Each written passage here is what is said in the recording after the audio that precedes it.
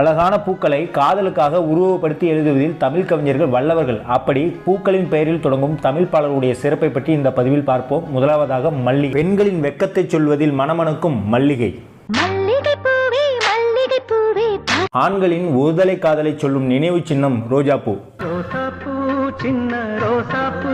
காதலனும் காதலியும் கொண்டுள்ள காதலின் எல்லையில்லா ஆனந்தத்தை விவரிக்கும் செம்பருத்தி.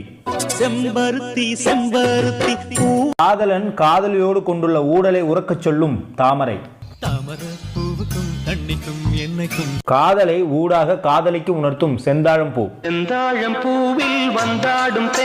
காதல் மையல் கொண்ட பெண்ணின் ஏக்கத்தை கூறும் செந்தூரப்பூ. காதலியின் காதல் ஆழத்தை சொல்லும் செவ்வந்திப்பூ. நீங்கள் மயங்கிய பூக்களின் பெயரில் தொடங்கும் பாடலை கமெண்டில் பதிவிடுங்கள்.